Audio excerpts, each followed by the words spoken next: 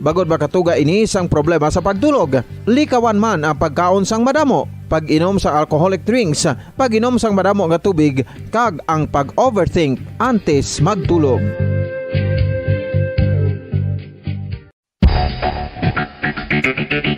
Ang husto nga paggamit sang earphones o kon headphones. Kalabanan sa karon, ilabi na sa mapamatanon ang masami nga nagagamit sang earphones o kon headphones sa tion sang nagausar sang gadgets. Apang, ano bala kalawig ang aton paggamit sang earphones kag headphones? Nakahibalo bala kamo mga kabombo nga ang tuman kalawig nga paggamit sini ang makatugas sang ear noise o kon acoustic trauma?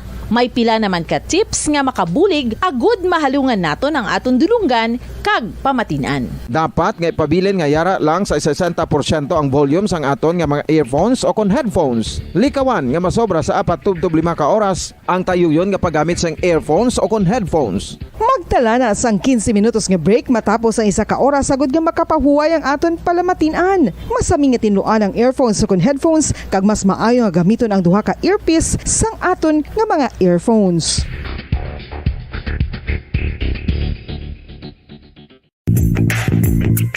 Sa karon nga may ginapangatubang nga pandemic, importante nga halungan kitang ikaayong lawas. Apang hindi lang physical health ang dapat hatagan sa pagtamuda, bangod importante man ang mental health. Paano bala halungan ang aton nga mental health? Una, kinahanglan nga halungan naton ang aton kalawasan kaangay sang pagkaon, pag-ehersisyo, pagtulog kag pagpahuway sang insyakto bangod ang poor physical health ang makaapekto sang modo kag panghuna-huna sang isa ka tawo. Kinahanglan man nga mag-set sang boundaries sa tanan nga bagay, hatagan sang balorang kaugalingon kag iselebrar ang mga kadalagaan bisan ano pa ini kagamay. Maayo man sa mental health ang pagpatawad sa isig kapareho. Bangod ginarelease sini ang kabugat sa Balatsyagon subong man ang pagkamapasalamaton. Sunod sa research, dako man ang mabulig sa pagpangamuyo sa paglikaw sa stress.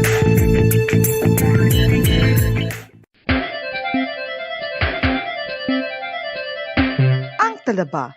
Sino bala ang hindi maganahan magkaon sang talaba? Magluwas sa manamit sini nga sabor, ang talaba ang nagaunod man sa calories, protein, fat, vitamin D, thiamine, niacin, vitamin B12, iron, magnesium, phosphorus, zinc, copper, manganese kag selenium. Isa ini sa mga source ang high quality protein nga nagaunod sang siyam ka importante nga mga amino acids nga kinahanglan sang lawas sang tawo. Nagaunod man ini sa antioxidants nga maayo para sa atay. Apang ang pagkaon sang talaba ang mayara man sa mga risgo. Bangod nagaunod ini sa mataas nga amount sang zinc nga delikado sa kalawasan kon masobrahan. Ang pagkaon sini nga hilaw ang makatugaman sang bacterial infection kag makatugas sang diarrhea, pagsuka, hilanat kag iban pa nga seryoso nga kondisyon. Gani sa pagkaon sang talaba, kinahanglan hagan-hagan lang. Oral disease, nagapadayon nga seryoso nga public health problem sa Pilipinas. Ang prevalence sang dental caries sa mga permanent teeth ang nagapabilin nga mataas sa 90% throughout the years. About 92.4% sa mga Filipinos ang may tooth decay, kag 78% ang may gum disease o kon periodontal diseases, santo sa report nagikan sa DOH. Bisan pa nga ini ang preventable o kung matapna, ini nga balatian ang nagapikto sa halos kada Filipino at one point or another sa iya nga pagpangabuhi. Ang pag-practice sang good oral kag dental hygiene kaangay lang sa paghalong kag pagtatap mo sa imo kaugalingon. Nagatap na ini sang bad breath, tooth decay, gum disease, resulta ang healthy nga baba. Ang healthy nga baba o kon mouth, maayo nga indicator nga maayo man ang imo lawas. Gani halungan gid ang aton nga dental health.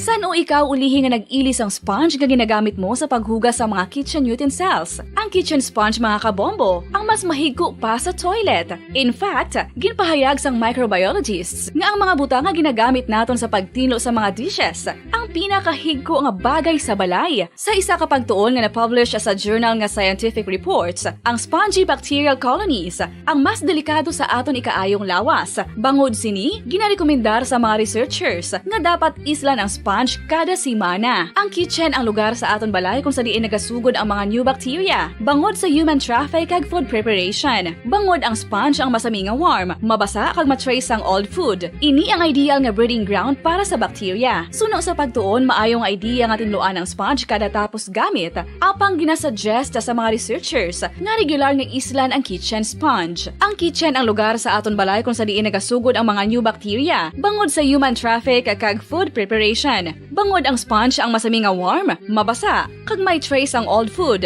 Ini ang ideal nga breeding grounds para sa bakterya. Suno sa pagtuon, maayo nga idea nga tinluan ang sponge kada tapos gamit, apang ginasuggest sa mga researchers nga regular nga islan ang kitchen sponge. Yari na ang isa sa nakapabaylo kag nakabaton sang brand new radio set with AM and FM band kag 1,000 pesos cash. Nagikan sa Bombo Radio Bacolod. Ko si Anisito Delicano, taga Libertad Extension, Bacolod City. Nagbabaylo ko sang radyo nga ginatag sapon sang Action Radio kay nagaungot sa ilalang estasyon. Hindi ko kapamati sang iyasang bumbo, mga lapit naman sa katuig ni nga ginatag nila sa akon. Amo na mo lang ni ang imo nga mamatian ang Action Radio lang. Amo ini nga radyo ang ginapangatag nila. Gindala ko di sa bumbo kay pabayluan ko sang iyasang bumbo nga radyo nga wala sa ungot sa isa lang ka estasyon. Kag manami kay bag-o, kag wala guba, may suga pa. Kag ang 1,000 nga ginatag sang bumbo, napasalamat gid ko kay may nagbakal na kusudan. Sing una ga vendors ko ti kay ginkakasama kami sa Libertad, di way nakukuan sa balay na lang ang akon bata ang mga nagasuporta sa akon. Ay bakal ko bulong may ano ko may apo ko kag taas akon sugar. Ga pasalamat gid ko sa Bombo Radio sang ginatag nila nga 1,000 kag ang radyo. Salamat gid. Basta Radio Bombo number 1.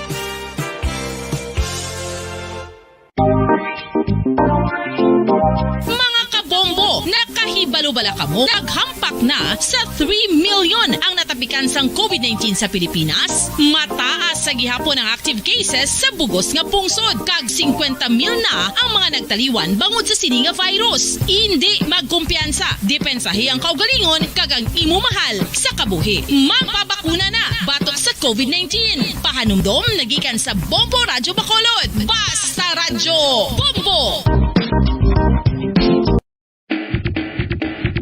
Mga kabombo, madamo gid ang pagkaon apang ano bala. Ang dapat himuon kung may matabo sang Katotohanan, 5 dekada nang nagtatanggol sa mga mamamayan. Patuloy na nagsasaliksik at mabilis maghatid ng mga balitang siksik at malaman. Patuloy na nangunguna sa mga issue, drama, promo at serbisyo publiko. Ito ang Bombo Radyo Bacolod, ang pambansang radyo ng Pilipinas. Paradyo Bombo! Bombo Radyo Bacolod. Paradyo Bombo! Oras ang Bombo Radyo Bacolod, Philippine Standard Time, 40 minutos na nakalikat sa na alas 5 sa hapon. Welcome kami na sa pagpalagay sa Patutunan Bombo Reports Afternoon Edition pang Biyernes, edisyon sa Patutunan Pizza 4 na kita sa bulan sa Marso. Kamusta na kamo? Welcome na mga sukay natin, mga bombo natin sa kabuusan sa Santay Uno, ka mga barangay sunod sa Bacolod, mga tagpalamati natin sa mga banok kasunod sa kabuusan sa ang probinsya. Mga nakatutok na karong live sa atin sa FB kag YouTube channel, mga taga-Negros, taga-Bacolod, di mga bayan sa Pilipinas, o di mga bayan sa kalibutan, na ilan na makita mo, batian natin po palagad, sining hapon siya Patutunan Bombo Reports Afternoon Edition.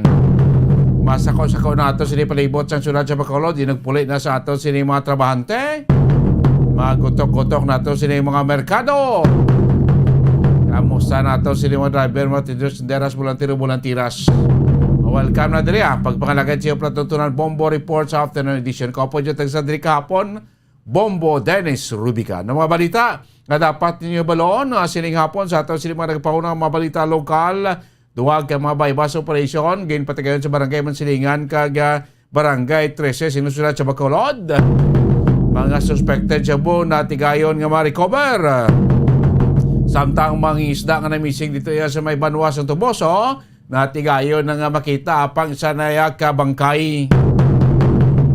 Sa balita naton sa palibot sang pungsod, anom ka mga suspect kaangot sa pagkadula sa madamo nga mga bulanghero dito sa Santa Ana, Manila. Ang na-identify na karon sa isa yak witness inisunod sa payag sang CIDG.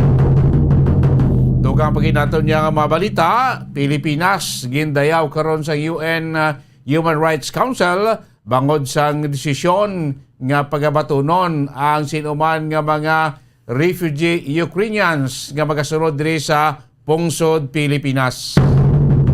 Kag sa balita natong gikan sa lawas pag-atake sa Russian forces sa nuclear plant dito sa Ukraine, ginkondenar sa mga world leaders. Sa muna mga balita ang aton ibalona, balita aton na himay-mayon, balita aton kapatamot siya pagpalagad siya platuntunan Bombo Report sa afternoon edition. Unahon tang report ni Bombo Gracelyn Lawaton sa patrol ang duwa ka mga bypass operation dito sa may barangay Mansilingan, area sa police station number 7, kag ang bypass man diri sa may barangay 13 sa dalon naman sa area of responsibility sa police station number 1.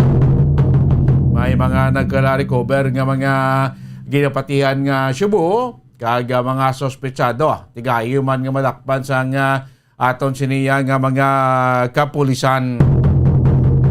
Kag ining missing nga mga isda do duwa man kadlaw nga pag pula pagita siya matapos nga na missing ining isa ka senior citizen nga mangisda sa Banwas ng Tuboso, kahapon nakita na ang iya siniya nga bangkay sa mga rescuers mga kabanan. So sa pekili niya, kwanta, okay na si Bombo Gracelyn. Kwanta report ni Bombo Gracelyn gikan sa patrol. Bombo Gracelyn, mayong hapon, Kimin. Bombo Dennis, isa ka high-value individual kag duha ka mga street-level individuals ang nagladakpan sa magkaseparado nga drug by-bust operation naging patigayon sang duha ka mga police stations diri sa syudad sang Bacolod. Una gid Bombo Dennis sa Police Station 7 sa pagpamuno ni Police Captain Elmer Bonilla nga ining isa ka persona rin kilala kay Albert Jan Olaybar, street level individual, nakilala man siya sa alias nga Jaja Bombo Dennis, ang nakuhaan sang 10 ka mga gramos sang suspected shabu nga nagabalor sa 68,000 pesos. So Bombo Dennis ining suspect ang wala sang obra kag masubra na sa bulan ang pagmonitor sini sa iya. So natigay ni siya madakpan kagina. So Bombo Dennis ang ining si alias Jaja ang sa drugs watch list pero wala na siya gidakop sa bisan diin nga police station. So ang iya sining kaso nga pag-aatubang Bombo Dennis ang section 5 kag section 11 under RA 9165 upon a Comprehensive Dangerous Drugs Act of 2002 Bombo Dennis. So Bombo Dennis, anta ang pahayag ni Police Captain Elmer Bonilla. Sa Bombo Grace subong adlaw ang aton nga operatiba upod nato nakita sang bypass operation dira sa area sang Easton 5 ang atong target amo ni si Jaja. So tigayon nato na recover sa iya ang aton nga bypass money, ang bypass item kag ang na-recover natin siyang duha ka bulto nga inasuspisahan nga illegal drugs o kunang shabu. More or less mga 10 ka gramo kag ang sining dividend value nga yara sa 68,000. So ini sa nga persona ining sobra na ni binula ng aton nga pagmonitor sa iya kay yung complaint ni diri nga although nga asud-asud ang aton nga operation sa illegal nga droga, sang ginamonitor nato ni siya sa puro kabugwason na nadula ni siya. So ang ato nga surveyor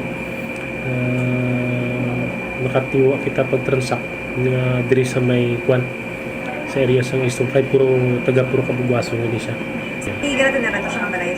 Wala lang bali nga atong transaction tawagan na lang ni siya kag atong confidential agent kada kita matabo sa Eastern 5 kay damo man siya dapat yan. Classification niya ay sa illegal na droga, sir? Bali, tiyan mo ni street level individual na siya kahit ang iyan niya kuha. Makuha to siya ginakuhaan kag distributor niya man sa area man eh. So para mula na siya. Hindi siya na-surrendering. Arang ngalan niya no, sa drug watch list. Okay. Single siya. Aside from selling drugs, sir, no pag inaubra sa May man siya trabaho eh. So, aminado niya man eh, nagabligyan niya siya sa illegal na droga kaya may sa means of living. Kaya ang gabaligya siya illegal. Pila nagkakita din, sir? Malegal age naman niya siya. Oo. Sa other ng mga kaso, wala siya, may nakomiter. Super why man, namula niya siya yung pagbaligya sa illegal na droga. Bombo Dennis, si alias Jaja, katatlo na siya silingan si Man, naging kandakan sa drug by bus operation sa barangay Mansilingan, syudad sang Bacolod. So daw dan logid na tiga yung siyang madakpan kina. Yes, Bombo Dennis, kay malawig-lawig naman ang pag-monitor sini sa iya. So naglagyo pa ni siya gani, kay dito na siya ginabantayan sa Kabugwason, sakop man sa Mansilingan, wherein kung mga 500 meters, Bombo Dennis, ang kalayuan man lang no, sa East Home sa 5 barangay Mansilingan man. Okay. So, Dennis, isa pagid ka drug by bus operation ng Manilalagon, isa ka high-value individual, kag isa ka street-level individual ang nadakpan no, sa Police Station 1 sa pagpamuno ni Police Major Ramel Sarona. So, Dennis, ang ining si Jeffrey Quirigo, no? Jeffrey Quirigo, ang nadakpan na anay sa syudad sang Kabangkalan sa pag-engagement sa gihapon sa illegal nga droga. So, nakagwa siya last year, no? Kagarigad sa banwa siya sang Kawayan nga Star. Kag diri na nadakpan sa syudad sa Bacolod kay may balay di siya. So upo diyan si Homer Rodrigo, naging kabig nga street level individual. So ang nakuha sa ilang duha, Bobo Dennis, pulo man ka mga gramos sang suspected shabu kag nagabalor sa 68,000 pesos man, no? Sa pag-monitor sini sa ila ti Bobo Dennis, ang subject person ang lang nituyo, nadakpan pa kung nadalahig pa ini si Homer Rodrigo. So madamo pa, Bobo Dennis, dito sa Barangay 13, no, sa Boulevard, ang naga-engage dira. So nagpapadayon ang investigation sa atong mga kapulisan, kag suppliers ni ti amuman, mga nagadig up sila sang information pagid, kag damo sang atubangong nga kaso ining si Jeffrey Quirigo, Bombo Dennis, angot sa RA 9165. Doon ako damo nakuha sila, Bombo Griselin? Pulo tanan ka sa Chase, Wow. Bombo Dennis, isang suspected shabu nga nagabugat sa pulo man ka mga gramos, no? Si alias Budjo, Bombo Dennis, ni Jeffrey Quirigo ang subject person sa drug by bus operation sa Police Station 1. So, mo kadamo nakuha ito sa sa area sa Mansilingan. Yes, actually, doon nga na sila Bombo Dennis, drug by bus operation, no? Ang Police Station 1, kagang Police Station 7. Ati, kuhan nila tubango naman nila ng kaso nga ginimo nila. Yes, Bombo Dennis. So, malayag-lawig naman, no? Ang pagsinira sa presuhan, di kung makagwa o man Japon. So, kapay pa nga kung matagaan sang kay gayunan nga makagwa, di kabay pa nga magbago na lang ni Bombo Dennis, no? Nga hindi na magbalik bala sa bisyo. Himakas kumiton ang lawas sa insaktong pamaagi bago para makita sang kinawala. Bombo Dennis, sumatian ta ang pahayag sang Chief of Police sang DCPO Police Station 1, si Police Major Ramel Sarona. Bali may mga information kita nga nabaton nga kining ang suspitsado ta nga involved sa pagpamaligas sang illegal nga droga. Amo to ginmontor naton sila kag subong na tigayon tagid sila nga mabaklan sang illegal nga droga. Kag kini siya nga suspitsado ta, consider naton siya as high value individual kay taga diri gini siya sa Barangay 13. Then last year na daw ni siya kagwa. Sa Kabangkalan siya nadakpan ligad. Sa Bacolod City na siya pero ligad ya sa Kawayan siya ga-star. Pero sa subong niya diri nagi siya ga-star sa Barangay 13. Ilan ni Balay? Yes, ilan ni Balay. Oo. Ako po diya, sir. Ang po niya taga diri man din na sa Barangay 13. Amo man kilalahin na sila. Miguhay ni sila do.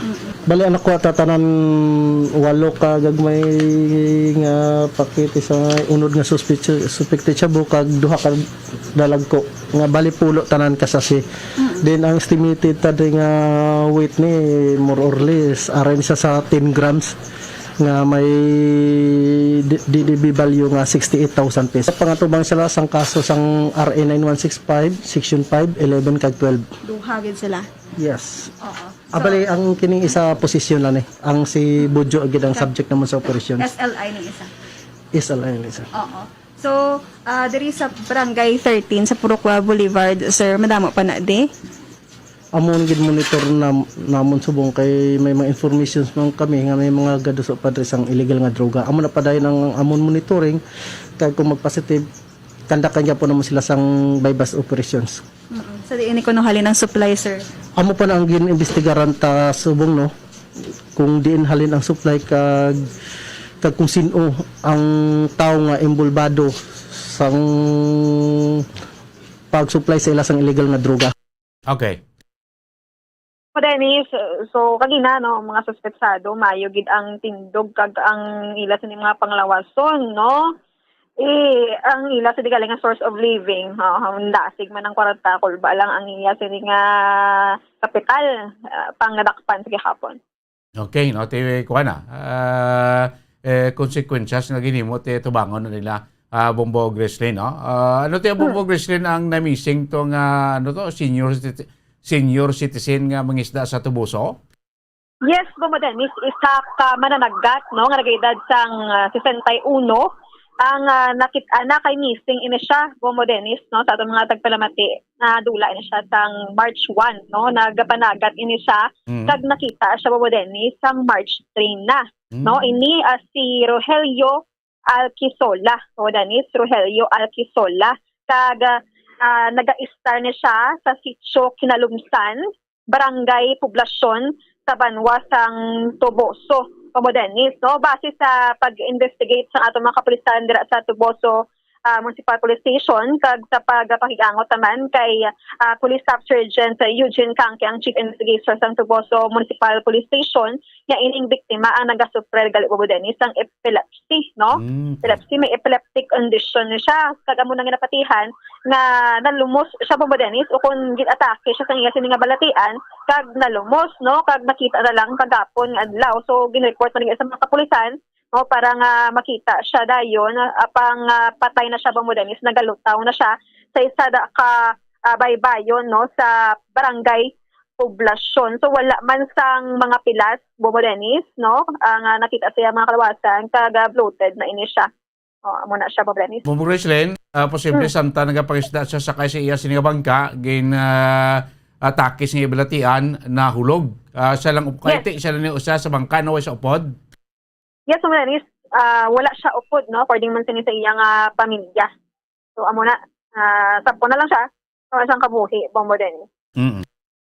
So, Bombo Dennis, sumatian ta ang kabahin, no? Sa interview ta sa police chief investigator sa Tuboso MPS kay Police Staff Sergeant Eugene Canque. Kay March 1 pa rin siya na missing, kaya nagpa-blatter din na dari ang family. Okay. Tapos nag-anak siya ka ng na muscle. Oo. Namunit sa Ilonggo.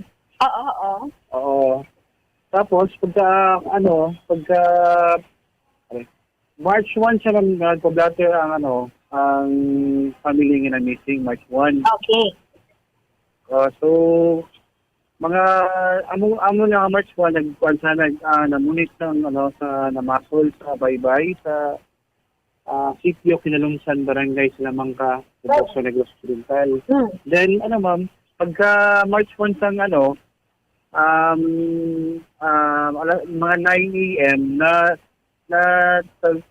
nakita lang nila ang ginsakyan ni isang biktima.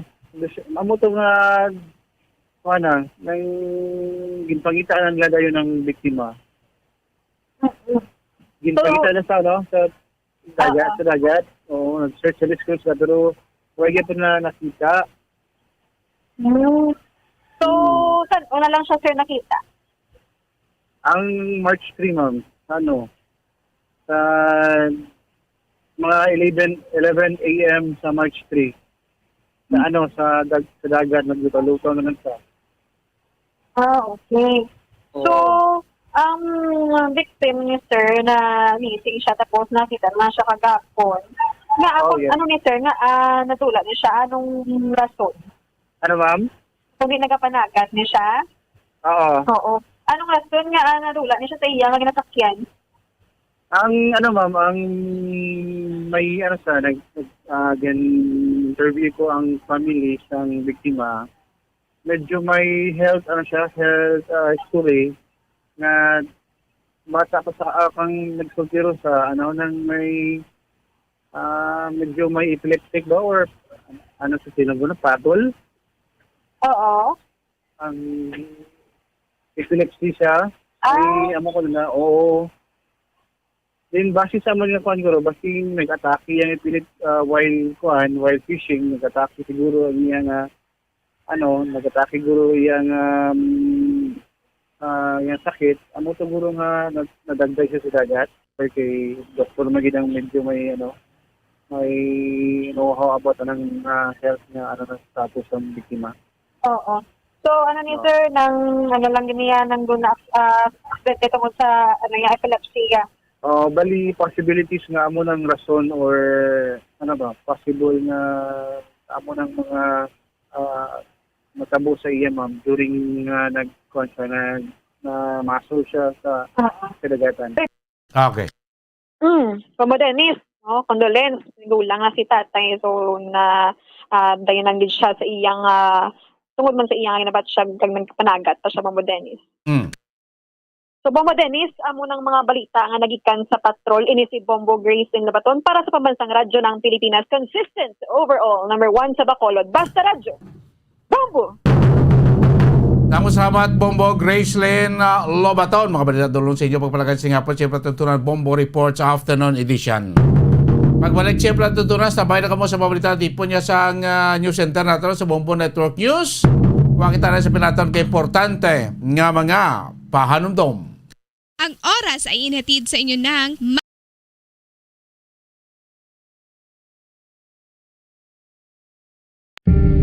Tip sagud malikawan ng insomnia. Ang pagtulog sang maayo ang makaapekto sa mental kag physical health sang isa ka tawo. Apang kung kaisa hindi maligar nga nagaka-eksperyensya sa ginatawag nga insomnia, gani ari ang matip sagud malikawan ini kag mas makatulog sang maayo mga kabombo. Kinahanglan nga pareho ang oras ang imo pagtulog kag pagbangon kada adlaw agud maset ang imo nga body clock. Kun adlaw, mas maayo nga buksan ang mga kortina agud makasulod ang kasanagon, paglakat-lakat kun aga kag pag-ehersisyo. Kun gabi, likawan ang mga masanag na screen kaangay sa mga gadgets kag TV. Limitahan man ang pagkaon kag mga ilimnon nga may caffeine kag nicotine bagod makatuga ini sang problema sa pagtulog. Likawan man ang pagkaon sang madamo, pag-inom sa alcoholic drinks, pag-inom sang madamo nga tubig kag ang pag-overthink antes magtulog.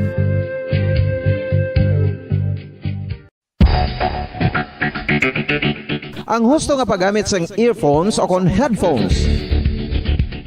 Kalabanan sa karon, ilabi na sa mapamatanon ang masami nga nagagamit sang earphones o kon headphones sa tion sang nagausar sang gadgets. Apang, ano bala kalawig ang Joy Bacolod. Number 1! Paradyo Bombo. Punto las 6 na sa nga gabi sa Bayan ng Community Center. Ito kita masunod del kulabas ka mga kapaunang mabalita national. Pinaka-latest karon nga senaryo dito sa Ukraine. Of course, sinibantayan ta mo si Mana kung magasaka naman presyo sang diesel, crudo, gasolina. Big time. 4 tob 5 pesos ang saka. Are News Center sa ating Bombo Network News. News Center, Kevin. Golden Dome Awards. Bombo Network News. And the KBP Golden Dome for Best Radio Newscast at Metro Manila goes to Bombo News, DWSM, Star FM, Bombo Radio. At ngayon, ang inyong tagapagbalita. Magandang gabi Pilipinas, anumang oras sa buong mundo narito na ang Bombo Network News Evening Edition, ika-4 na sa buwan ng Marso 2022 sa ulo ng ating mga balita. Mga senador at ang PAGCOR nagkasagutan sa isyu ng aksyon laban sa isabong si Atong Ang na isang gambling tycoon at tumili naman sa paglalahad ng buong nalalaman sa isabong dahil daw sa posibleng mga kasong kaharapin.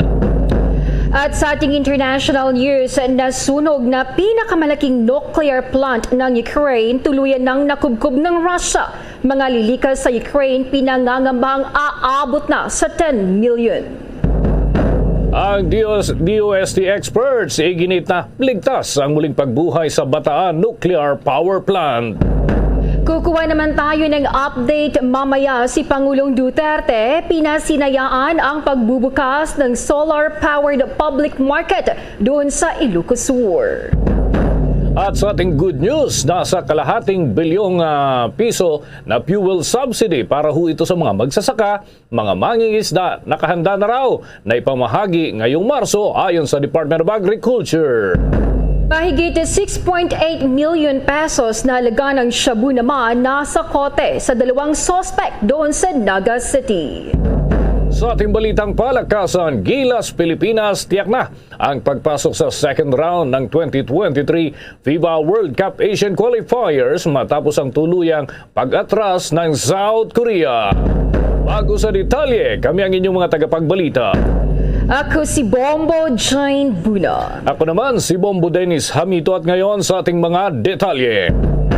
Nagkasagutan sina Senate Committee on Public Order and Dangerous Drugs Chairman Senator Ronald Bato de la Rosa at ang pinuno ng PAGCOR na si Andrea Domingo kaugnay sa atrasado umanong aksyon laban sa isabong.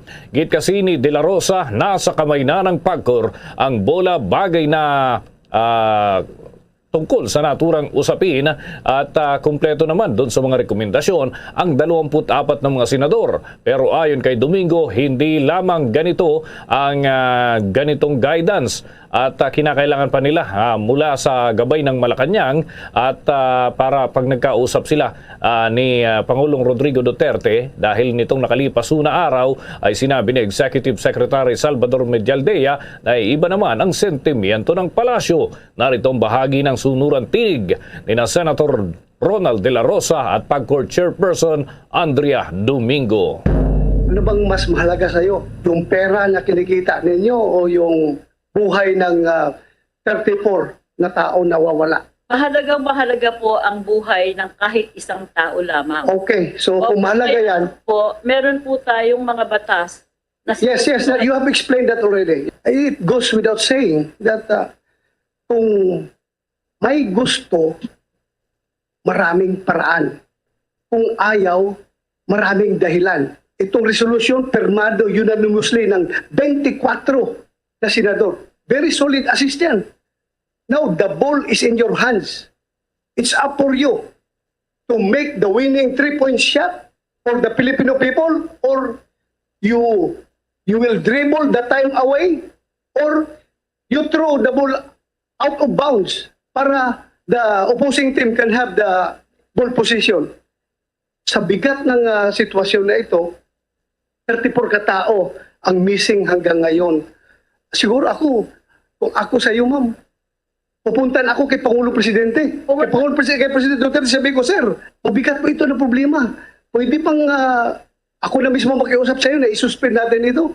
Sir, noon pong na-receive ko ang inyong resolution, at the same in 2 hours time, nagkaroon na po kami ng sulat referring. At tinanong ko po talaga sa Executive Secretary, Sir, pumayag po ba talaga ang Presidente na isuspended ang operations according to the news reports? Kaya lang po, ang sabi po ni ES, na Executive Secretary, tinanong ko si Presidente Jan Andrea, ang sabi niya, wala siyang sinasabing ganoon. So paano po ang gagawin namin? Ako ngayon ang sinungaling. Hindi po. Akong kausap mismo ni Presidente na sinabihan ko niya, sige.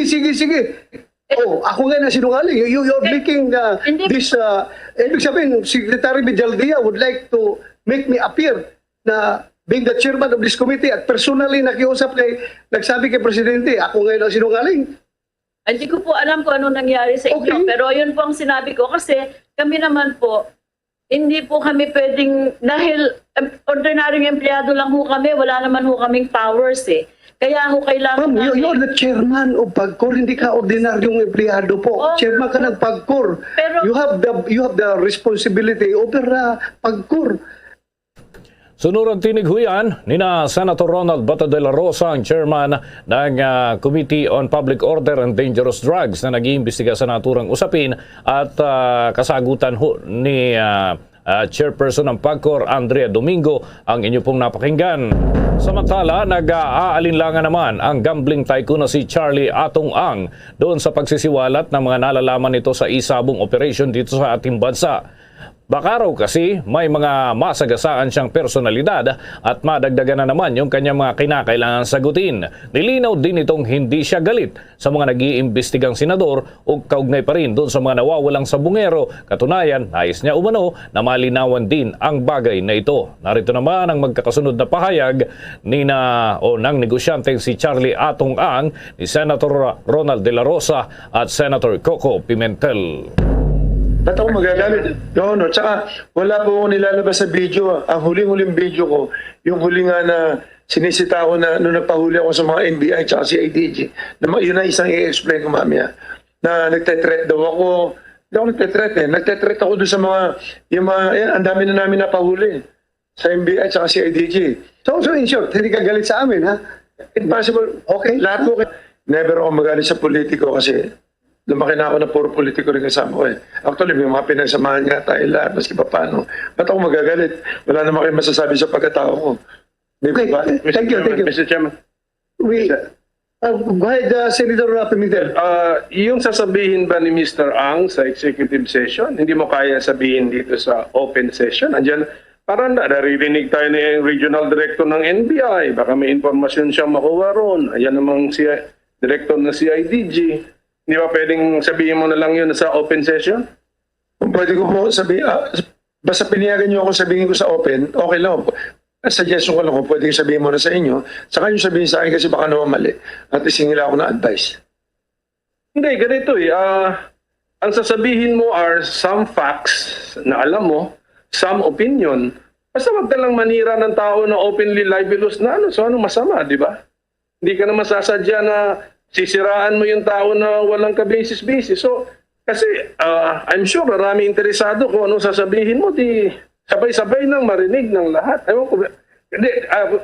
I'm sure that si chairman namin is accommodating your request.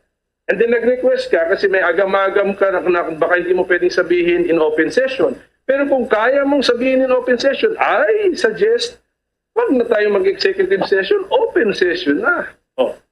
Gugulo talaga. Mas maganda. Okay, sige. Basta request na yun. Gugulo talaga. The chair considers your point. Pakinggan ka namin in executive session. Yan mga kabombo, ang magkakasunod na pahayag ng negosyanteng si Charlie Atong Ang at si Senator Ronald De La Rosa at gayon din si Senator Coco Pimentel at bandang huli nga ay pinagbigyan pa rin itong si Ang ukol doon sa kanyang mga i-reveal umano sa executive session. May mga pinangalanan ding individual kasama na ang ilang kongresista at general at gayon din yung iba pang mga personalidad na kapareho niya na mga nag-ooperate din ng isabong dito sa ating bansa. Sa iba pang mga balita, itinalaga ni Pangulong Rodrigo Duterte si Roman Duartes bilang chairman ng Metropolitan Manila Development Authority, MMDA. Ang appointment letter ni Artes ay nilagdaan noong March 1. Ayon yan sa dokumentong inilabas ni Executive Secretary Salvador Medialdia. Samantala si MMDA Undersecretary Fresco San Juan Jr. ay itinalaga bilang General Manager kasabay ng pagiging Deputy Chairman ng ahensya. Pinalitan ni Artes si Abalos na nagbitiw noong nakaraang buwan para suportahan ang presidential bid ni dating Senador Ferdinand Bongbong Marcos Jr. noong May 9 elections. Isang abogado at certified public accountant si Artes ay unang nagsilbi bilang Assistant General Manager ng MMDA para yan sa Finance and Administration noong May 2017. Naging General Manager noong October 2021 at Officer in charge noong February 2022. Inihayag naman ni Ortiz na isang karangalan na maitalaga bilang MMDA chairman. Ang ahensya naging tahanan niya sa nakalipas na 5 taon mula sa termino ng yumaong chairman na si Danilo Lim at kalaunan sa ilalim ni Chairman Benhur Abalos. Bombo International News. Nasunog na pinakamalaking nuclear plant ng Ukraine, tuluyan ng nakugkob ng Russia. Mga lilikas sa Ukraine naman, pinangangambang aabot sa 10 million. Alamin ang detalye sa report ni Bombo Jovino Galang. Tuluyan ang nakukob ng Russian forces ang Zaporizhia nuclear power plant matapos na ito ay masunog. Una nang inalis ng Ukrainian government ang pangamba na nagkaroon ng radiation sa pagkakasunog ng nasabing nuclear power plant na matatagpuan sa Inner Hodar, southeastern Ukraine. Napula ang sunog matapos ang ilang oras. Nagbunsod ang sunog dahil sa patuloy na pagpapaulan ng missile at pag-atake ng mga Russian forces. Sinabi ng Ukrainian State Emergency Service na wala namang nasugatan at hindi nagdulot ng matinding pinsala ang sunog. Ang nasabing nuclear plant ay siyang pinakamalaki sa Ukraine at doon nakalagay ang 6 sa 15 mga nuclear energy reactors. Tinayak naman ng nuclear regulators at government bodies mula sa US at Ukraine na normal lamang ang level ng radiation. Dahil sa pangyayari ay direktang inukusahan ni Ukrainian President Volodymyr Zelensky ang Russia na sinadyan nila ang tamaan ng missile ang kanilang nuclear power plant. Hinikaya din ng Pangulo ang mga bansa na tulungan sila bago pa lumala ang nasabing kaguluhan. Nangangamba naman ang United Nations na aabot sa 10 milyong mga katao ang lilikas sa kanilang mga kabahayan mula sa Ukraine, kabilang ang 4 na milyon na mga katao na tumawid na sa border at kalapit na bansa ng Ukraine dahil sa patuloy na kaguluhan. Nag-uulat para sa Pambansang Radyo ng Pilipinas, Bombo Jovino Galang, Basta Radyo Bombo! 11 minuto na makalipas ang ika-6 ng gabi. Aminado ang Filipina na nakapangasawa ng Ukrainian na halos hindi pa rin sila mapanatag sa nakalipas na mga araw kahit wala naman na sila doon sa mismong sentro ng sagupaan sa pagitan ng Russian at Ukrainian forces. Ayon kay Rhea Rose Ramos Taybova sa panayam ng Bombo Radio mula doon sa Ismila, may mga pagkakataong kahit alanganing oras ay magtatago sila doon sa kanilang bomb shelter kasamang pamilya o mas ligtas na lugar upang matiyak ang kanilang mga buhay.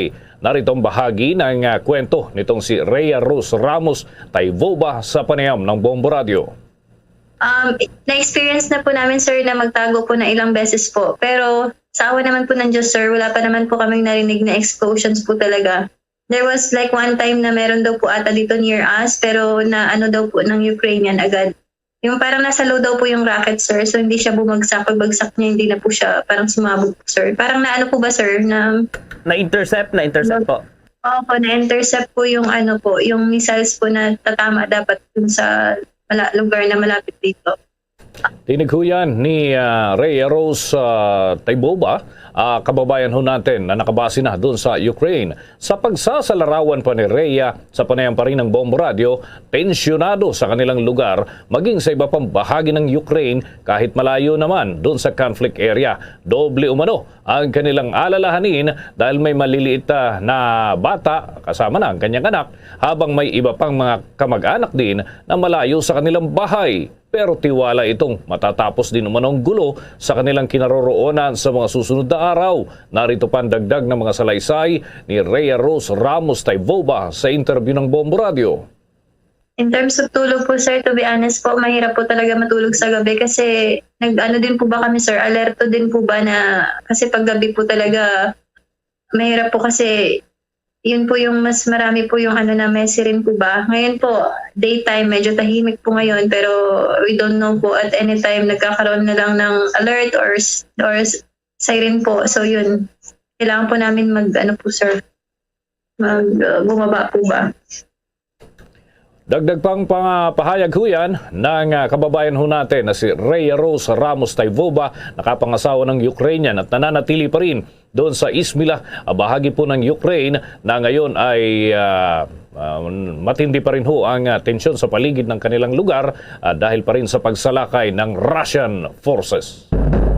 Sa dagdag pang mga balita, inihayag ng Department of Science and Technology Philippine Nuclear Research Institute na ang disenyo ng Bataan Nuclear Power Plant o BNPP ay ligtas at ang muling pagbuhay at posibleng paggamit ito ay ligtas sa kabila ng mga dekadang pagiging mothball ng BNPP. Sinabi ni DOST PNRI Director Carlo Arcilia na ang disenyo ng BNPP ay katulad ng mga nuclear plant na ginagamit sa South Korea, Slovenia at Brazil. Anya, tumatakbo pa rin ang 3 nuclear plants. Ibig sabihin, yung design na yan ay safe. Dagdag pa ng DOST PNRI Director, habang hindi ginagamit ang BNPP, patuloy pa rin ang maintenance works nito. Inulit din niya ang panindigan ng Philippine Institute of Volcanology and Seismology of PHIVOLCS na ligtas ang site ng BNPP dahil itinayo ito sa matibay na pundasyon at hindi na aktibo ang kalapit na bulkan na Mount Natib. Napagalaman ng malugod na tinanggap ni Arcilia ang pagpapalabas ng Executive Order 164, isang byproduct ng EO 116 na inisyo noong 2020 na namamahala sa pagsasagawa ng mga naugnay na pag-aaral para yan sa pagpapatibay ng isang national position para sa Nuclear Energy Program at bumubuo ng Nuclear Energy Program Interagency Committee upang pangasiwaan ang paghahanda nito.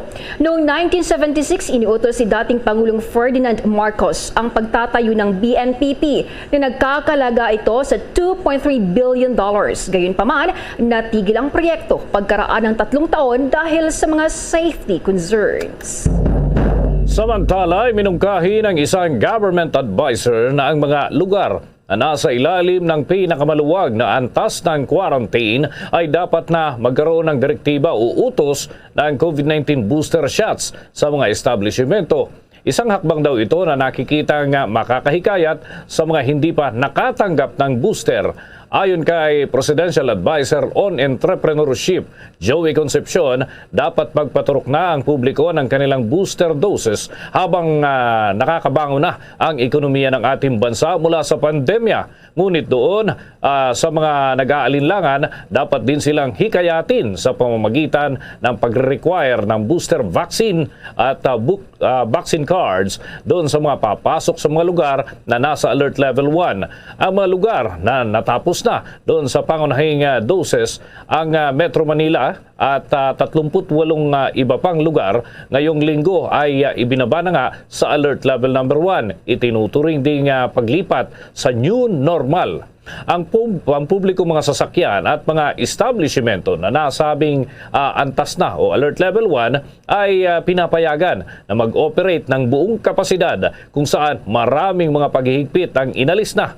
Nauna nang sinabi ng mga otoridad na ang hindi nabakunahan ng COVID-19 vaccine ay pinapayagan na kumain doon sa mga alfresco setup at dagdag pa rito, hindi na rin kailangan na ipakita pa ng isang individual na bit-bit niya dapat yung vaccination card pagpasok sa mga malls dahil hindi na ito mandatory at yung sa mga mass transportation. Hinimok naman ng isang grupo ng mga education worker ang Commission on Elections si COMELEC na talakayin pa ang compensation sa mga gurong magsisilbihan sa darating na May 2022 elections.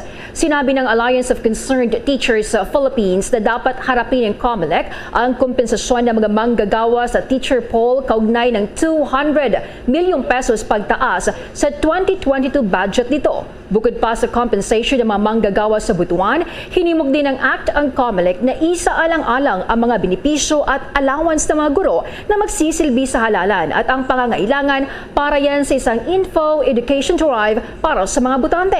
Ipinunto pa ni ACT Secretary General Raymond Basilio na mga guro ay nasa front lines ng isa sa mga pinaka-polarized na halalan upang sabihin ang hindi bababa sa kamakailang kasaysayan, kaya ito ay sa pinakamahusay na interes ng bansa upang matiyak na mga alalahanin ng mga manggagawa sa sa butuan ng guro ay dininig at natugunan lalo pat sila ay ganap na kasangkapan para sa kanilang malagang papel sa mga butuhan sa darating na Mayo 9. Kinwestiyon din ng ACT ang lack of response ng COMELEC sa mga kahilingan nito para sa dialogue na inihain noong November 2021 at February 2022. Kabilang sa mga urgent na issue ng grupo ay ang mahinang compensation para sa mga miyembro ng Board of Election Inspectors.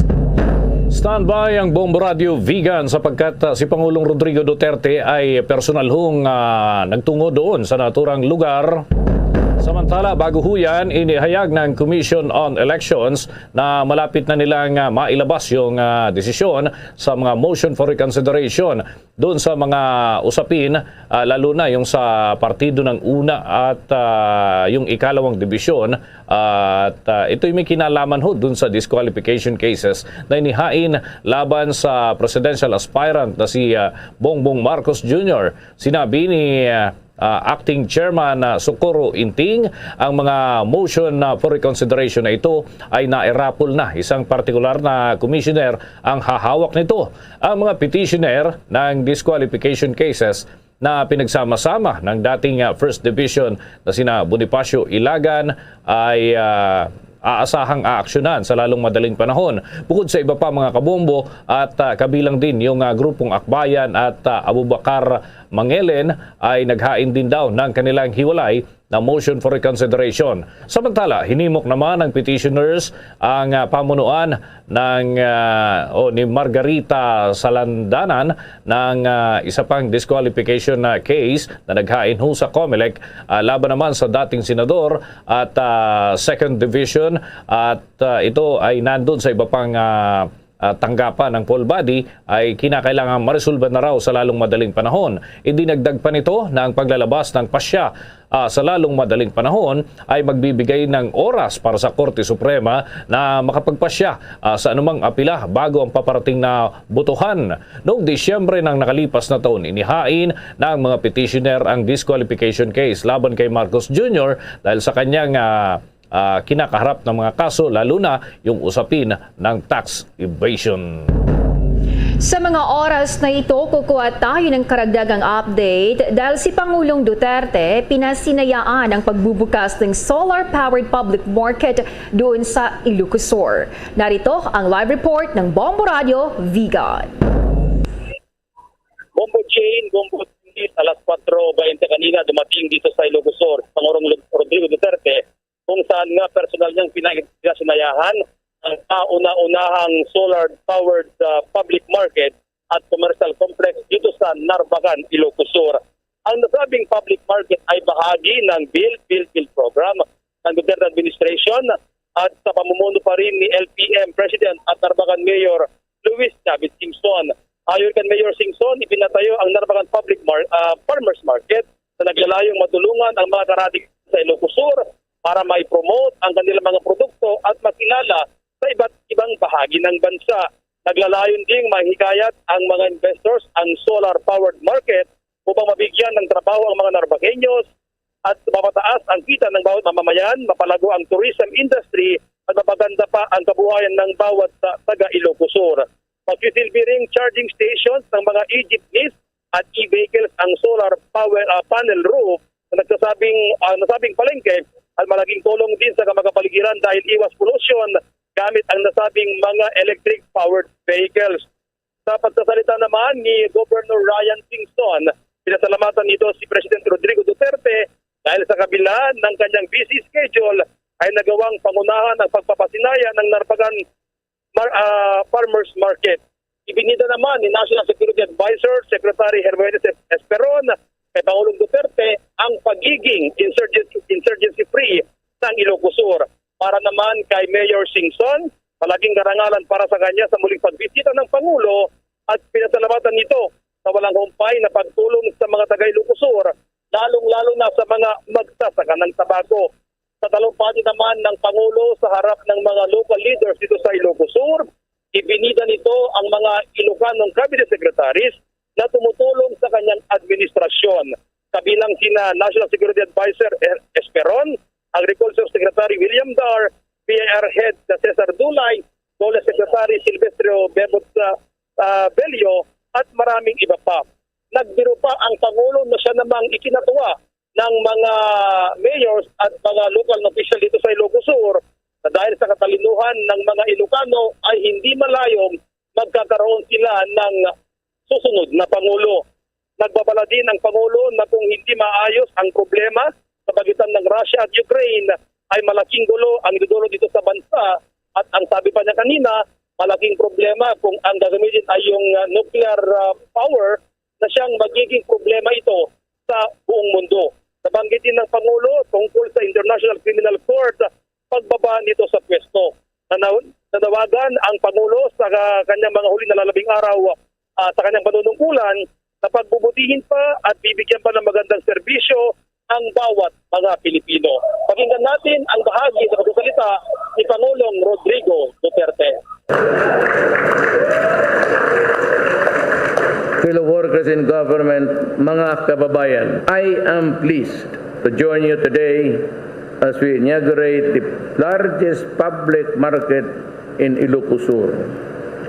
On this opening ceremony of the Narvacan Farmers Market and Commercial Complex, we welcome the bright hopes and great opportunities awaiting the businesses and consumers, not only from the municipality of Narvacan, but also from the other neighboring areas. The establishment of this commercial facility is a testament to the long and worthwhile journey that your town has collectively endured in surpassing the challenges that you are confronted. Although these unprecedented times have indeed been difficult, our unwavering commitment and resolve to ensuring the welfare of everyone has become our eyes to the innovative solution that match the emergence of the pandemic-19. I thus congratulate the local government and its private partners for the completion of this project. Let me also commend you for integrating a sustainable energy source for this structure. Ang ganda.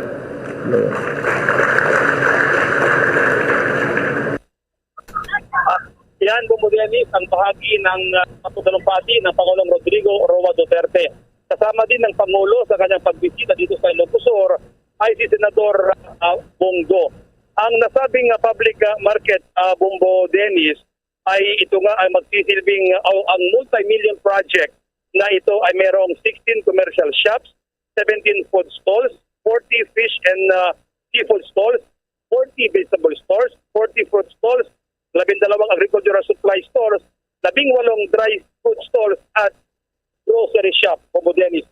Okay. Bombo Ronald, interesado din kami malaman dahil kadalasan pagka mga talumpati ng Pangulong Rodrigo Duterte, meron din siyang mga banat dun sa kanyang mga kritiko. Dito ba sa pagkakataong ito, dun sa pagbisita niya dyan sa inyong lugar, wala ba siyang mga pinatutsadahan, pinasaringan dun sa kanyang talumpati, Bombo Ronald? Sa medyo mahaba-haba niyang pagtatalumpati, Bombo Dennis, sa mga pagbisita niya dito ng mga nakalipas na taon, hindi ganito kahaba. Pero kanina, Bombo Dennis, ang naalala ko kanina, all throughout yung kanyang speech, salamat yung na ipinatuwa ng ating mga kapulisan, yung pagpuri sa mga serbisyong binibigyan ng mga kapulisan. At doon sa aspetong pasaring, Bombo Dennis, wala sa aking memorya kanina, kung meron siyang mga pinasaringan tao, pagkos ito yung mga ginagawa ng kanyang administrasyon sa mga nalalaping buwan ng kanyang termino, Bombo Dennis. Isa rin sa inabangan kung mag-endorso ng kandidato, pero mukhang binanggit mo kanina, mukhang wala pa rin. Tama ba, Bombo Ronald? Wala pa rin namang formal kanina, Bombo Dennis. Pero siyempre kanina, yung ating mga official dito, Bombo Dennis, sa kabila ng sikat ng araw kanina, Bombo Dennis, napakangiti nga yung ating mga local chief executive. Dahil kanina, ibinita niya yung mga Ilocanong mga cabinet secretaries, Bombo Dennis, like protected kanina, Secretary Bello, Secretary Dar, Secretary Esperon, BIR Dulay. At sabi niya kanina, Bombo Dennis, at talagang natuwa yung mga nandito kanina at hindi daw malayo na mayroong Ilocano magiging Pangulo. Yun lang at wala nang iba, Bombo Dennis. Ay sige, abangan natin. Baka may kasunod pa yan. Maraming salamat, Bombo Ronald. Mula dito sa bayan ng Narbacan, lalawigan ng Ilocos Sur, si Bombo Ronald, nag-uulat ng live para sa Pambansang Radyo ng Pilipinas, undisputed #1 in Ilocos Sur. Sa radyo, Bombo. Naghatid ho yan sa atin sa oras na 29 na minuto na makalipas ang ika-6 ng gabi. Yung dagdag na biyahe para sa mga provincial buses ay pinaplansya na raw ng grupo ng mga bus operators at drivers dahil na rin sa pagdami ng mga pasahero na tumatangkilik dito sa mga bus uuwi sa kanilang mga lalawigan. At may balita si Bombo Gerald Ulep. Bombo Dennis, Bombo Jane, labis na ikinatuwa ngayon ng mga pasahero na uuwi sa kanilang probinsya dahil nag-open na itong mga biyahe papunta sa mga probinsya. Pero meron pa rin naman yung mga problema na na-encounter ngayon ng ating mga kababayan. Isa na rito ang idinadaing maging ng mga transport groups at mga grupo ng mga bus operators yung hindi pagpayag sa kanilang makapasok pa rin sa National Capital Region. Sa panayam ng Bombo Radio Philippines kay Alex Yage, ang Executive Director ng nagkakaisang samahan ng nangangasiwa ng panlalawigang bus sa Pilipinas Incorporated. Sinabi nitong hirap sa ngayon ang mga commuters, lalo na ang mga senior citizens, dahil mula sa Bukawe sa Bulacan ay bibiyahe ulit ang mga ito patungo sa loob ng Metro Manila kapag galing sa Northern Luzon. Sinubukan na ng mga ibang operator yan na bumiyahe sa Bukawi. Kaya lang, alam mo naman yung ating mga kababayan, mga kailian natin, mga Ilocano. Pag bumiyahe ng papasok ng Manila yan, maraming mga daladalahang gamit yan. Ipasalubong. So, mahirap talaga sumakay pag palipat-lipat ka ng sakay ng sasakyan para makarating ng Maynila. Yan ang nakikita namin problema. Pag hindi nalibanagan sa LTFRB yan, may mga traffic enforcer kasi na pag nakita nila yung bus na walang QR code na nakadikit doon sa windshield ng bus, ay hinuhuli yung mga bus. Ang penalty naman dyan lakay ay 1 million pesos pagka sinasabi nila kolorong ka kasi wala kang QR code. Kasabay nga ng paglalagay na sa Alert Level 1 status dito sa National Capital Region, nagsimula na rin itong mga bus companies na bibiyahe, lalong-lalo yung mga provincial buses. Dito sa ating likuran makikita ngayon na yung mga pasahero ay kumukuha yan ng ticket. Pero ang challenge sa kanila ngayon, lalong-lalo na sa mga senior citizens, yung bibiyahe papunta sa norte dahil ang sistema ngayon, itong mga bus ay pupunta munang Bukawi at doon ulit sila sasakay, papunta naman sa kanilang mga destinasyon. Para nga kay Mang Rene Almodade na 66 years old, hirap daw ito sa bagong sistema ngayon na ibababa sila sa Bulacan saka ulit sasakay ng isa pang bus. Kaya naman, kung pwede sana, balik din dito. Kasi mahirapan talagang pasahero, lalo kung maraming karga at saka medyo na maedad na, mahirap talaga. Medyo mahirap kasi lalo marami kaming karga. Lalo senior citizen na, yun nahirapan talaga.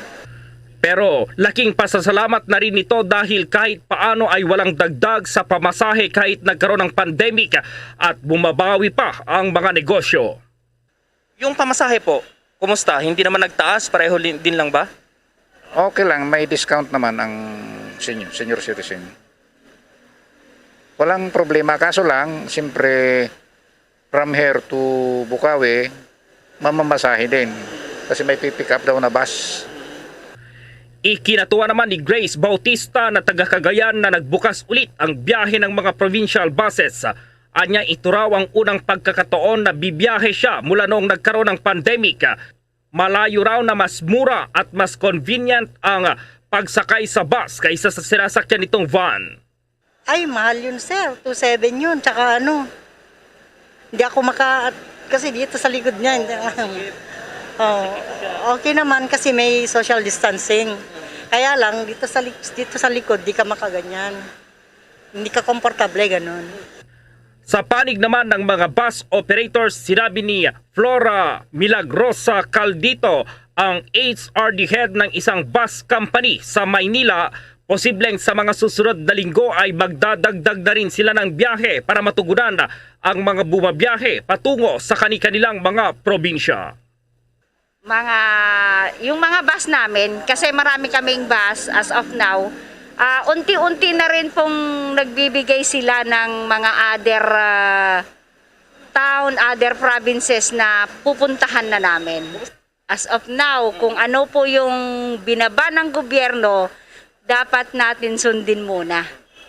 Sa ngayon naman, patuloy daw ang pagkikipag-ugnayan ng grupo ni Director Villages sa mga bus operators para plantsahin itong mga biyahe ng mas marami pang bus unit dahil na rin sa demanda na pagbiyahe ng mas maraming bus para sa mga commuters. Ayun na, actually, yun ang pinaghahandaan namin. Kasi halos 2 taon na hindi nakabiyahe yung bus. Halos 2 taon na hindi sila nakabiyahe. Kailangan na masigurado natin na sila ay nasa tamang kalusugan bago sila bumiyahe ng malayong lugar. At live mula pa rin dito sa lungsod ng Maynila, Bombo Gerald B. Ulep para sa Pambansang Radyo ng Pilipinas, Basta Radio, Bombo! Samantala naman, handa ang maritime sector na pataasin ang capacity nito sa 100% para sa sea travel ngayong nasa ilalim na ng COVID Alert Level 1 ang National Capital Region at 38 iba pang lugar. Inihayag ni Department of Transportation na Secretary Arthur Tugade na bukod sa pagbaba ng alert level, natapos na ng Philippine Ports Authority ang mga port development project nito sa buong bansa. Habang ang Maritime Industry Authority at Philippine Coast Guard ay patuloy na nagsasagawa ng mga hakbangin para mapalakas pa ang maritime operations. Sinabi ni Tugade na madaungan ng Corimao sa Ilocos Norte, Bulan sa Sorsogon, Legazpi at Tabaco sa Albay, Basiao sa Capiz, Banago sa Negros Occidental, Baybay at Palumpon sa Leyte, Uzami sa Mizamis Occidental, Sultan Naga di Maporos sa Lanao del Norte, Mati sa Davao Oriental at Dapitan at Sindangan sa Zamboanga del Norte ay handa na para sa inaugurasyon. Samantala, binanggit din niya na ang bagong passenger terminal building ng Batangas na tatanggap ng 3,616 na pasahero at ang bagong PTB ng Calapan Port na may capacity na 3,500 passengers ay matatapos ngayong buwan. Idinagdag niya na ang Marina ay maglalabas ng humigit kumulang 20 karagdagang travel permit para sa roll-on, roll-off vessels upang matugunan ang lumalaking bilang ng mga pasahero sa dagat sa ilalim niya ng kasalukuyang alert level.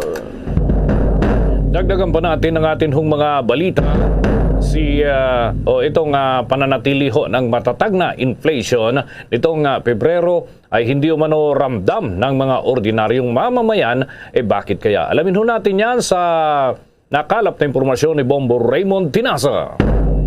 Maraming salamat Bombo Dennis, Bombo Jane. Patuloy na pinagmamalaki ng gobyerno ang umano'y paganda na sitwasyon ng ating ekonomiya at ganoon din yung pagbaba o pagbagal sa pagtaas sa presyo ng mga pangunahing bilihin. Pero ang tanong, ramdam ba ng ating mga kababayan? Una nga rito ay iniulat ng Philippine Statistics Authority o PSA na tiling matatag. Sa 3% nitong February ang ating inflation rate sa kabila ng magkakasunod-sunod na pagtaas sa presyo ng produktong petrolyo. Ang naitalang inflation rate ay kahalintulad lamang noong Enero at maituturing na mas mabagal o milder kumpara sa 4.2% noong February 2021.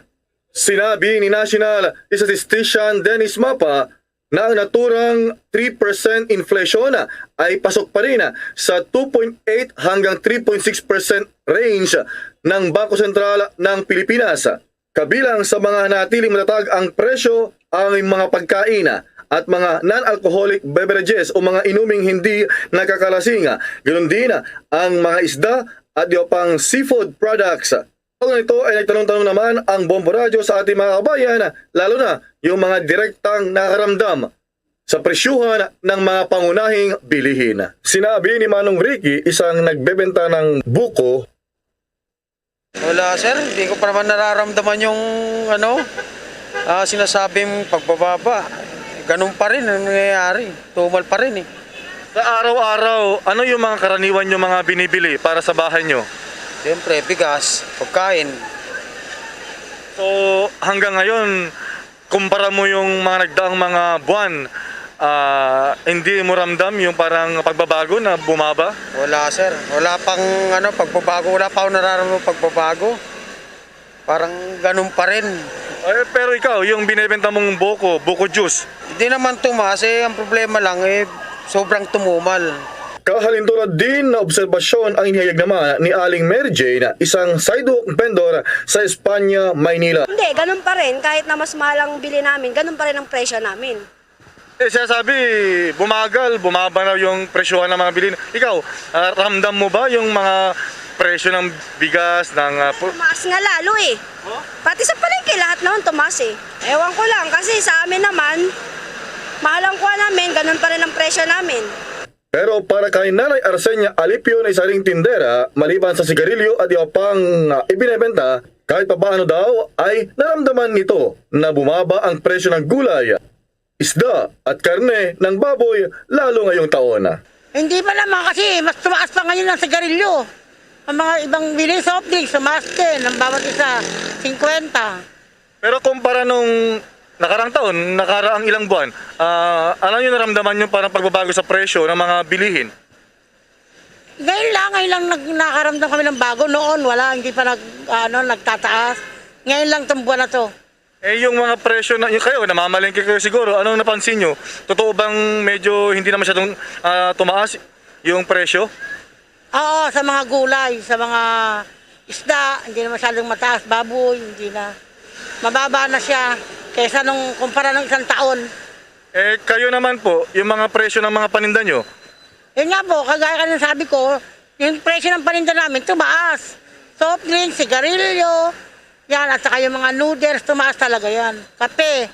Yun nga, Bombo Jane, Bombo Dennis, sa kabila ng mga iniuulat ng ating mga economic managers na patuloy na pagganda ng ating ekonomiya at yun nga ang pagbaba ng presyo ng mga bilihin o yung pagbagal ng pagtaas sa presyo ng mga bilihin, yung tinatawag na inflation rate.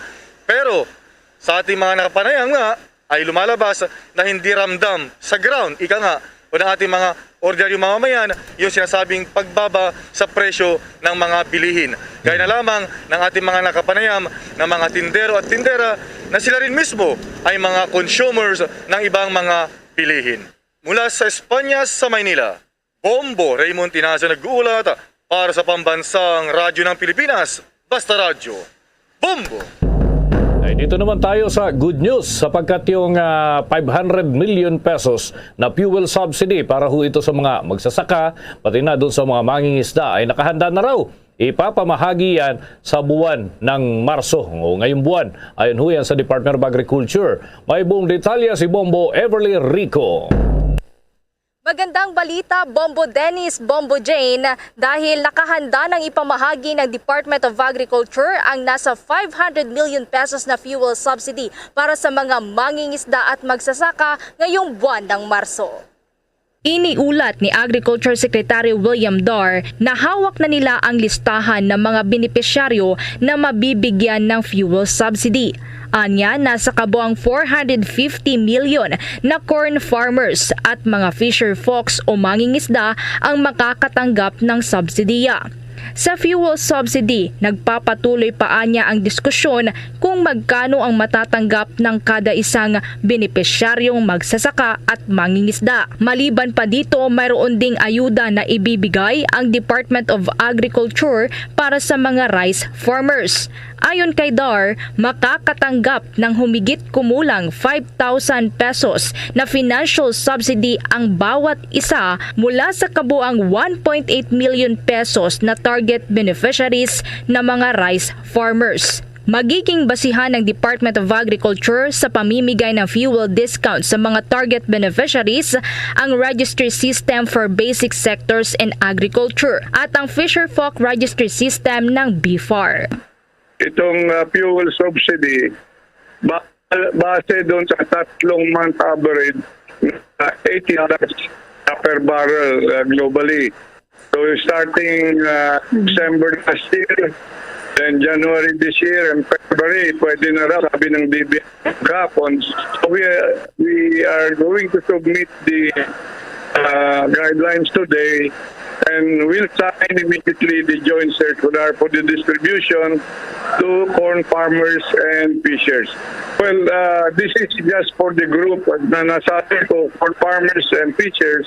Mayroon rin ayuda na ibibigay yung sa rice farmers finance assistance. On top of that, mayroon tayong ipamamigay ng fertilizer subsidy at saka yung mga seeds na gagamitin para plant lahat. Every Filipino must now hold their hands for us to up our local food production. As Rice Farmers Financial Assistance, targeting 1.8 million farmers, rice farmers, for less mga 5,000 pesos yan kada farmer. Dito naman sa fuel subsidy ay mayroon pa ongoing discussion kung magkano, kasi mas maliit itong fuel subsidy, 500 million pesos lang. Nakausap din namin Bombo Dennis, Bombo Jane, ang isa sa mga mangingisda sa lungsod ng Pasay na si Tatay Rene Orteliada. Ibinahagi ni Tatay Rene na hindi talaga sumasapat ang kanyang kinikita, na minsan nasa 500 piso mula sa kanyang pangingisda. Narito pa Bombo Dennis, Bombo Jane, ang aking naging panayam. Kayo po ay isa din po sa mga mangingisda po. Sa ngayon po ba, kamusta po yung inyo pong kita sa ngayon po? Okay naman, nakita kami 500 hanggat 7, pero hindi araw-araw nakita ganon. Minsan naman wala. So yung sinasabi po ninyo na nakita po ninyo na 500 sa kada isang araw po, sapat po ba yun ngayon po na nagkakaroon po ng pagtaas po ng presyo ng mga bilihin, din yung mga presyo din po ng petrolyo po? Ay kulang. Kulang na kulang sa ano lang eh. Pag ulam, pagdating pa sa iba, bigas. Kung naano pa kami ng gasolina, ang gasolina mahal eh. Magkano po? Isang galon na mahigit na 200 eh. So, ngayon po sabi po ng Department of Agriculture, magpapamahagi po sila ng fuel subsidy po para sa mga mangingisda. May mga naiparating po sa inyo na makakatanggap din po kayo ng subsidy? Wala pa. Wala pa sa amin nag-aano dito. Hindi pa kami naaabot ng mga ganyan na ano. Sa amin talaga, ano lang yung, ano lang talaga namin, kusang ano lang. Hanap buhay. Kami lang talaga nag-aano. Wala may yung mga nakakarating ng mga biyayang ganun. So ngayon, panawagan nyo na lang po siguro kung meron po. Maganda sana kung mayroon. Maraming salamat.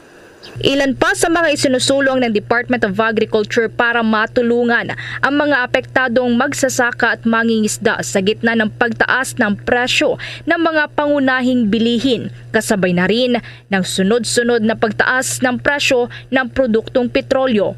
Una, ang pagpapalakas ng local production. Pangalawa, ang pamimigay ng fertilizer subsidy at gayon din ang seed production. Bahagi ang naturang hakbang na ito ng Department of Agriculture para sa Fuel Discount for Farmers and Fisherfolk Program sa ilalim ng Special Provision No. 20 ng General Appropriations Act para sa Fiscal Year 2022 o ang Republic Act 11639. Sa ilalim kasi ng Special Provision No. 20 ng taong 2022, nasa kabuang 500 million pesos ang fuel discounts na ipapamahagi sa mga farmers at fisherfolks na kanilang magagamit kapag umabot sa $80 ang per barrel ng presyo ng crude oil sa loob ng 3 buwan. Mula dito sa lungsod ng Pasay, para sa Bombo Network News, ako si Bombo Everly Rico nag-uulat para sa Pambansang Radyo ng Pilipinas, Basta Radyo, Bombo! Kuha na muna tayo ng update mga kabombo doon sa bahagi ng Cotabato sapagkat may nangyari ho na naman na papasabog ng bus at kumustahin natin yung mga hakbang ngayon ng ating mga otoridad hinggil dito sa mga ganitong insidente. Anong mga measures ang ginagawa ngayon? May balita ang Bombo Radio Coronadal. Yes, Bombo Dennis, mga kabombo, hinigpitan pa sa ngayon ng mga otoridad ang seguridad sa mga terminal sa South Central Mindanao matapos sa nangyaring pagpapasabog ng isang unit ng Mindanao Star Bus sa lungsod ng Cotabato. Ayon kay Lieutenant Colonel Jude Del Carmen, spokesperson ng Cotabato PNP, isa sa tinitingnang anggulo sa panibagong pagsabog ay ang pananakot at extorsyon. Ito ay matapos na isang unit ng bus noong nakaraang gabi na nasa parking area terminal sa Don Rufino Alonso Street, Poblacion 5, Cotabato City ang biglang sumabog. Hindi naman totally nasunog ang bus sa pagsabog sa likurang bahagi nito. Galing umano sa Davao City ang bus at wala pang isang oras na pinarado ito sa parking area ng terminal nang biglang sumabog. Maswerte naman na walang nasaktan sa insidente, ngunit nagdulot naman ng takot sa mga residente sa nabanggit na lugar. Sa ngayon, mga kabombo, inaalam pa ang signature na nabanggit na bomba. Ngunit, malaki ang paniniwala ng PNP na may kaugnayan ito sa mga nangyaring pagpapasabog at panununog ng bus sa Cotabato Province noong nakaraang mga buwan. Nananawagan naman ang mga opisyal na patuloy na maging alerto upang di maulit pa ang nangyaring pagsabog sa nasabing lugar. Bombo Dennis. Maraming salamat at mag-ingat kayo dyan. Alright mga kabombo, ito si Bombo Donhart Militar para sa Pambansang Radyo ng Pilipinas at consistent number 1 sa probinsya ng South Cotabato. Basta Radio, Bombo!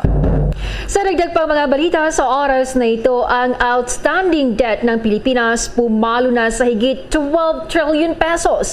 May pagulat si Bombo Day Vincent Pasi. Pumalo na sa 12 trillion pesos ang outstanding debt ng Pilipinas noong January 2022. Sa harap pa rin ito ng patuloy na pagtaas naman ng paggastos ng gobyerno para sa COVID-19-related pandemic response. Base sa datos na inilabas ng Bureau of Treasury ngayong araw, Marso 4, nabatid na ang kabuang utang ng Pilipinas ay tumaas ng 301 billion pesos o katumbas ng 2.6% mula noong katapusan ng Desyembre 2021. Pero kung ikukumpara naman ito sa kaparehong period noong nakaraang taon, mas mataas ang total debt ng bansa ng 16.5% noong January ng taong kasalukuyan.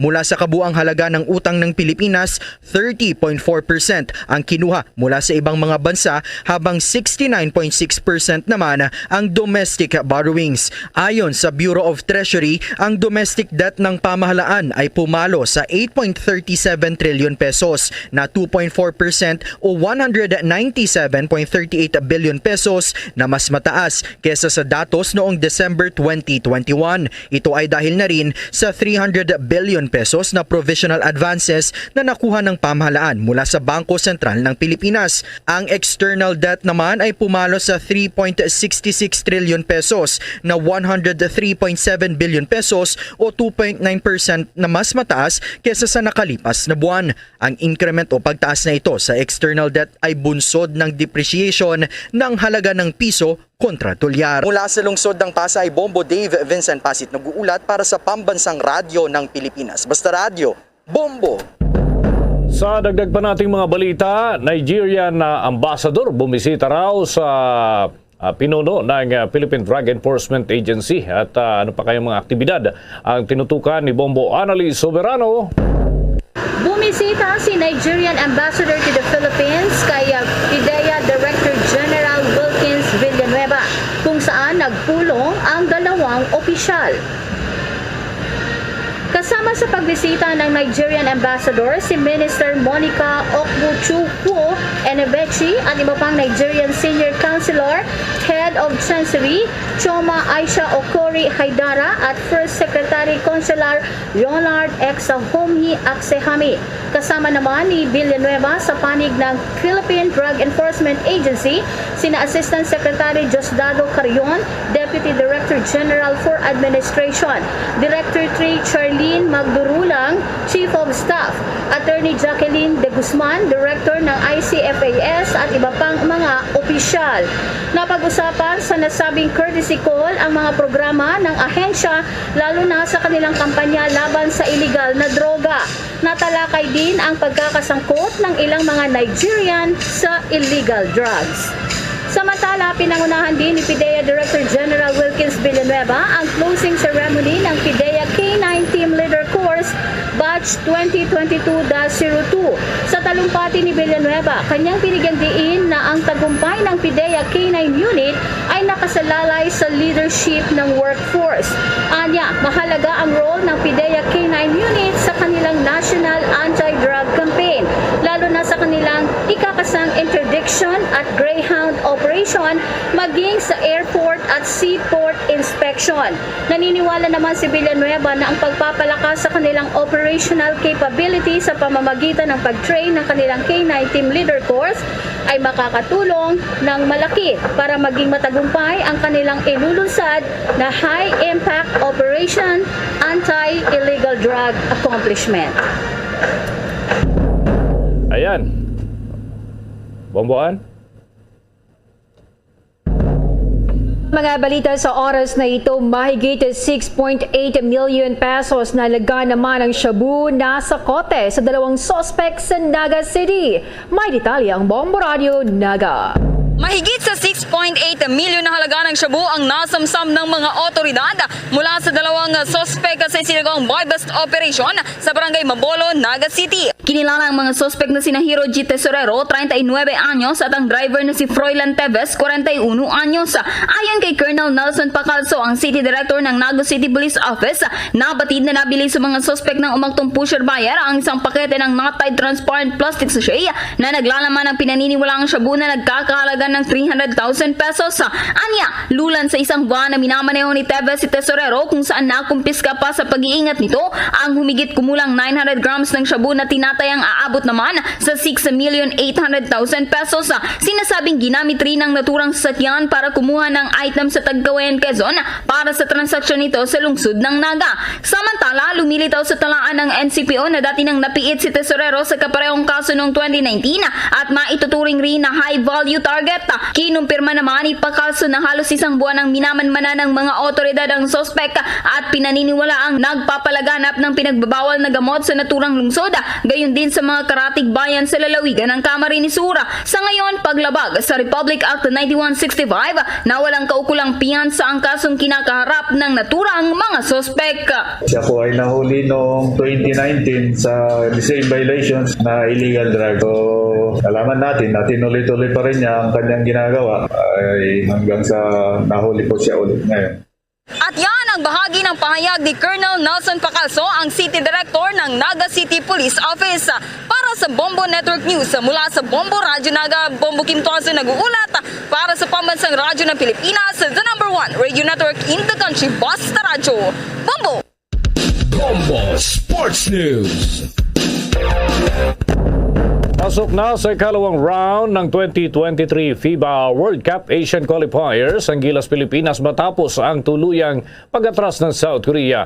Sa formal na pag-anunsyo ng FIBA nitong Marso 4 na isa ang Pilipinas sa siyam na kupuna na kwalipikado sa ikalawang round ng qualifiers. Sa kasalukuyan kasi ay mayroong 1-1 win-loss record ang Gilas sa nakaraang second window ng FIBA World Cup Asian Qualifiers nitong Pebrero na makakaharap ang New Zealand at India sa third window pagdating ng Pebrero. Bukod sa Gilas ay tiyak na ang India at New Zealand sa second round na magsisimula sa Nobyembre. Magugunitang umatras ang South Korea sa second window ng FIBA World Cup Asian Qualifiers na ginaganap po dito sa Pilipinas dahil nga sa ilang manlalaro nila ang dinapuan umano ng COVID-19.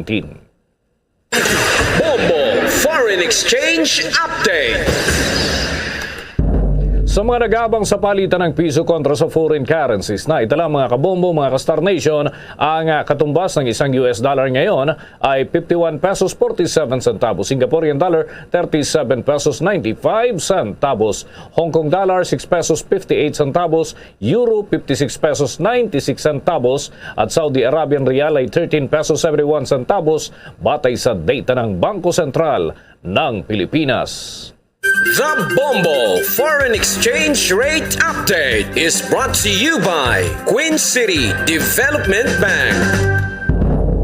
Tayo magtapos, ang Bombo Radio Philippines po ay nagahanyaya sa lahat para sa sama-samang panalangin. Narito ang Oratio Impirata. Merciful and compassionate Father, we come to you in our need to seek your protection against the COVID-19 virus that has disturbed and even claimed lives. We ask you now to look upon us with love and by your healing hand, dispel the fear and sickness and death, restore our hope and strengthen our faith. We pray that you guide the people tasked to find cures for this disease and to stem its transmission. We thank you for the vaccines developed made possible by your guiding hands. Bless our efforts to use these vaccines to end the pandemic in our country. We pray for our health workers that they may minister to the sick with competence and compassion. Grant them health in mind and body, strength in their commitment, protection from the disease. We pray for those afflicted. May they be restored to health. Protect those who care for them. Grant eternal rest to those who have died. Give us a grace in these trying times to work for the good of all and to help those in need. May our concern and compassion for each other see us through this crisis and lead us to conversion and holiness. Grant all these through our Lord Jesus Christ, your Son, who lives and reigns with you in the unity of the Holy Spirit, God, forever and ever. Amen. At yan ang Bombo Network News. Kami ang inyong mga naging tagapagbalita. Ako si Bombo Jane Buna. Ako naman si Bombo Dennis Hamito para sa Pambansang Radyo ng Pilipinas, Mas Radio Bombo. At sumainyo ang kalipunan ng maiinit at pangunahing mga balita sa Bombo Network News. Hatid sa inyo ng Pambansang Radyo ng Pilipinas, Bombo Radio Philippines.